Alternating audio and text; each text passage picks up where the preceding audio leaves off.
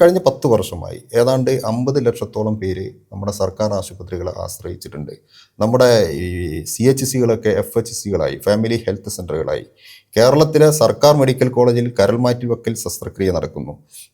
Ernakulam general ആശുപത്രിയിലാണ് രാജ്യത്ത് ആദ്യമായി ഒരു സർക്കാർ ആശുപത്രിയിൽ ഹൃദയം മാറ്റിവെക്കൽ ശസ്ത്രക്രിയ നടക്കുന്നത്. നമ്മൾ സ്കിൻ ബാങ്ക് ആരംഭിക്കുന്നു. ഇപ്പോൾ അവയവം മാറ്റിവെക്കലും അതിൻ്റെ ഗവേഷണത്തിനുമായി കോഴിക്കോട് ഒരു പ്രത്യേക സെൻറ്റർ ആരംഭിച്ചിരിക്കുന്നു. അപ്പം അതുപോലെ നിപ ഉൾപ്പെടെയുള്ള കാര്യങ്ങളെക്കുറിച്ച് പരിശോധിക്കുന്നതിനും പഠിക്കുന്നതിനും ആവശ്യമായ കേന്ദ്രങ്ങളും നമ്മൾ ആരംഭിച്ചു. ഇതിനെങ്ങനെയാണ് ഡോക്ടർ നോക്കിക്കാണുന്നത് കഴിഞ്ഞ 10 വർഷത്തെ ആരോഗ്യ മേഖലയിലുണ്ടായ ഈ ഒരു പുരോഗതിയെ?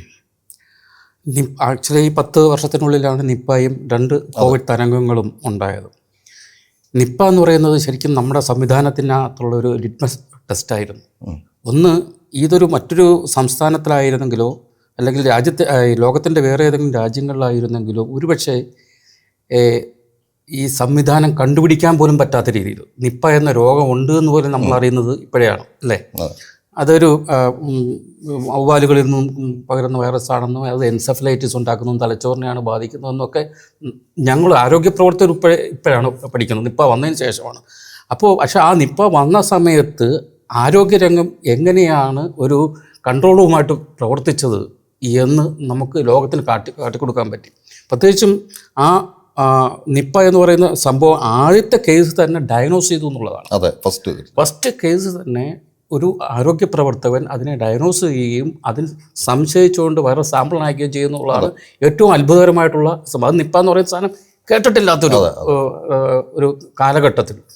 അപ്പോൾ അതിനെ ആരോഗ്യ സംവിധാനം എങ്ങനെ അത് സടകുടം ഇണയിച്ചു, അതിനെ പ്രതിരോധിച്ചു, എങ്ങനെ മറ്റു സംസ്ഥാനങ്ങളിലോ അത് ഒരുപക്ഷെ മറ്റ് രാജ്യങ്ങളിലോ ആയിരുന്നെങ്കിൽ തൗസൻഡ്സ് ഓഫ് ആൾക്കാരും പെടഞ്ഞു വീണു മരിച്ചതിനായ ഇപ്പോഴും കൺട്രോൾ ചെയ്യാൻ പറ്റാത്തൊരവസ്ഥയിലേക്ക് മാറിപ്പോയതിനായിരുന്നു. അത് പക്ഷേ അത്ഭുതകരമായിട്ടും വളരെ ചടുലതയോടുകൂടി ഗവൺമെൻറ്റിനും ആരോഗ്യ പ്രവർത്തകർക്കും അതിനെ നിയന്ത്രിക്കാൻ പറ്റിയെന്നുള്ളത് വളരെ അത്ഭുതകരമായി ഇപ്പോഴും പഠന വിധേയമാക്കേണ്ടുന്ന ഒരു സംഭവം തന്നെയാണ്. അതുപോലെ തന്നെയാണ് കോവിഡ് തരംഗം, 2 കോവിഡ് തരംഗങ്ങളും നമ്മൾ സ്വീകരിച്ച മാർഗങ്ങളും നമ്മളെ അറ്റ്ലീസ്റ്റ് ആ ഇനിഷ്യൽ പീരീഡിൽ എങ്ങനെ കർട്ടൈൽ ചെയ്തു.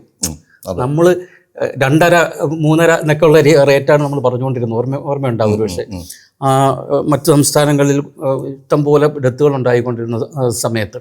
അപ്പോൾ അതിനെ എങ്ങനെ നമ്മൾ കൈകാര്യം ചെയ്യുന്നു, ആരോഗ്യ പ്രവർത്തകർ എങ്ങനെ അതിനെ മുൻകൂട്ടുകൊണ്ട് സ്വന്തം ജീവൻ പോലും പണയം വെച്ചുകൊണ്ടാണ് പലയിടത്തും ആരോഗ്യ പ്രവർത്തകർക്കെതിരെ മറ്റ് സംസ്ഥാനങ്ങളിൽ ജോലി കഴിഞ്ഞ് വരുമ്പോഴത്തേക്ക് ഫ്ലാറ്റിൽ കയറ്റത്തില്ല, വീട്ടിൽ കയറ്റത്തില്ല, അങ്ങനെയൊക്കെയുള്ള അവസ്ഥ പല പലരുടെയും ജഡം, ആരോഗ്യ പ്രവർത്തകരുടെ ജഡം മറുപോലും ചെയ്യാൻ സമ്മതിക്കാത്തൊരവസ്ഥ നോക്കുമ്പോൾ ഇവിടുത്തെ ആരോഗ്യ പ്രവർത്തകർ മുന്നിട്ട് നിന്ന് ഇതിനെ പ്രതിരോധിക്കുക എന്ന് പറഞ്ഞാൽ മറ്റ് രാജ്യങ്ങൾക്കൊക്കെ മാതൃക തന്നെയാണ്.